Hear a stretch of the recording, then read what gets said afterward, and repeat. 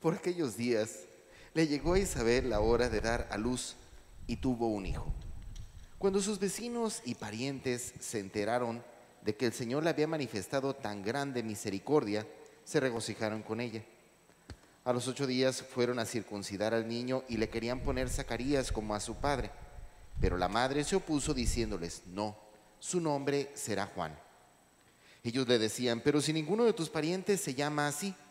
Entonces le preguntaron por señas al padre cómo querían que se llamara el niño. Él pidió una tablilla y escribió: Juan es su nombre. Todos se quedaron extrañados. En ese momento a Zacarías se le soltó la lengua, recobró el habla y empezó a bendecir a Dios. Un sentimiento de temor se apoderó de los vecinos, y en toda la región montañosa de Judea se comentaba este suceso. Cuantos se enteraban de ello, se preguntaban impresionados: ¿qué va a ser de este niño? Esto lo decían porque realmente la mano de Dios estaba con él. El niño se iba desarrollando físicamente y su espíritu se iba fortaleciendo. Y vivió en el desierto hasta el día en que se dio a conocer al pueblo de Israel. Bueno, hermanos, el día de hoy hacemos un gran paréntesis dentro de la liturgia ordinaria, ¿no? Recordarán ustedes, hemos estado leyendo la historia de Abraham, nuestro padre en la fe, y hemos estado leyendo el Evangelio de San Mateo. Bueno, el día de hoy, pues ciertamente entendible, por esta fiesta de San Juan, el natalicio de San Juan el Bautista, pues hacemos este gran paréntesis. Y hay que reconocerlo, pues ciertamente Juan, aunque no es tan grande como Jesús, pero tenemos que reconocer que es el más grande de los santos. ¿Por qué? Porque a él le tocó prepararle el camino al Señor, ¿verdad? Ahora sí que en este sentido, cuando llegó Jesús, pues él ya había preparado el camino para entender la importancia de la conversión para poder aceptar el reino de Dios. Y bueno, ciertamente en este sentido, y al celebrar hoy el natalicio, pues tenemos que reconocer que toda la liturgia tiene un tinte completamente vocacional. Si escuchamos desde el profeta Isaías, escuchamos la misma vocación de Isaías, de cómo Dios lo escogió desde el seno de su madre y le encomendó esta misión.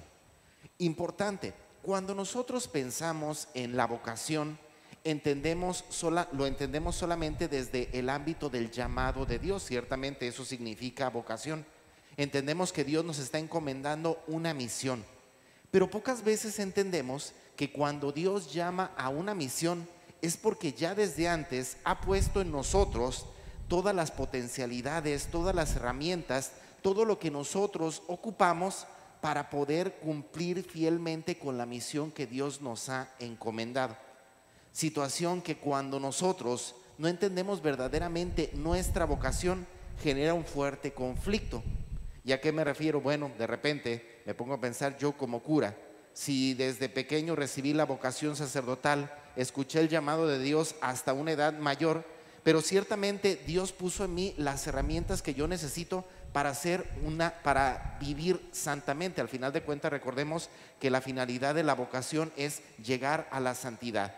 Pero si yo me opongo a mi vocación, ¿a qué me refiero con esto? Si yo me aferro con la idea, a lo mejor, de querer formar una familia, ¿verdad? O a lo mejor con mi idea de buscar otros caminos diferentes a lo que Dios ha puesto en mí, pues ciertamente generará un conflicto interior en mi vida, ¿no? Por ello entendemos que un elemento tan importante en la vida o en la vocación es la oración, es el diálogo, es el encuentro con Dios. ¿Por qué?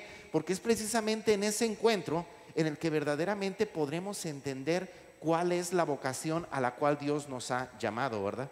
En ese sentido, hermanos, yo no lo voy a negar que en mi vida vocacional, pues hubo muchos momentos en los que dudé de que verdaderamente este fuera mi camino, ¿verdad? Y bueno, constantemente estaba con que me salgo, entro, es mi vocación, no es mi vocación, de tal manera que fue una etapa difícil dentro de mi vida, tratando de buscar mi camino. Pero no fue sino hasta que entendí que verdaderamente mi camino es el camino al cual Dios me llama, donde encontré la verdadera felicidad. En este sentido no lo puedo negar, hermanos, como sacerdote, pues me siento contento, me siento feliz, me siento pleno. Es verdad, hay momentos difíciles, yo creo que como en todas las vocaciones, ¿verdad? Momentos en los que casi quisiera uno de repente, ¿sabes qué? Como le dicen de repente a la esposa, vete a dormir al otro cuarto, ¿verdad? A lo menos para descansar el día de hoy. Pero bueno, lo entendemos porque es parte de la vida ordinaria. Pero que de repente decida, podría decir, respirar un poco, no quiere decir que no lo quieras, ¿verdad? No quiere decir que no aceptes esta tu vocación. Y esto lo tenemos que entender en todos los tipos de llamados, ¿no? También en el ámbito del matrimonio, es importante que las parejas que están pensando en unirse en matrimonio, pues de que también busquen tener ese encuentro, ese diálogo con Dios. Preguntarle, Señor, ¿esta es mi vocación?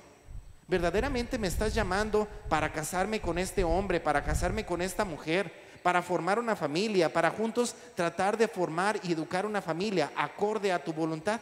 El detalle, hermanos, es que como estoy diciendo desde hace rato, muchas veces perdemos de vista la importancia que tiene ese diálogo, ese encuentro, para que Dios nos ayude a reafirmar nuestra vocación.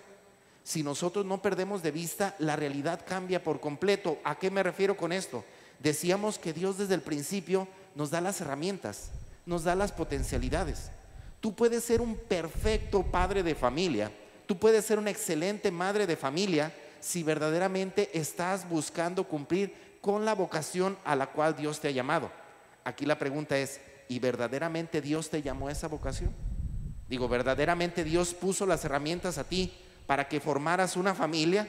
¿O puso las herramientas en ti para que fueras sacerdote? ¿O puso las herramientas en ti para que fueras religiosa? Por ello, hermanos, es importante, insisto, el valor que tiene el diálogo, el encuentro, desde antes de tomar una decisión de este tipo para con Dios, para que Dios reafirme nuestra vocación.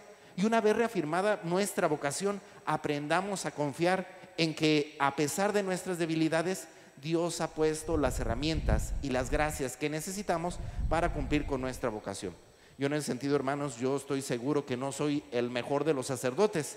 Muchas veces dudo de mí, pero no dudo de Dios. ¿A qué me refiero? Pues no dudo que Dios puso en mí, aunque débilmente, pero las herramientas que yo necesitaba para ser un sacerdote de bien, para lograr o encontrar mi santidad en este estilo de vida al cual Dios me ha llamado.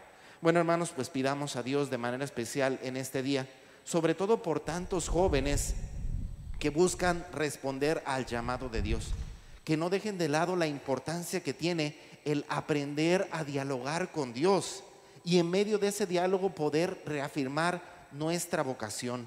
Recordemos que la vocación es llamado de Dios, no es llamado de una muchacha, no es llamado de un muchacho, ¿verdad? No es intereses personales, sino es llamado de Dios.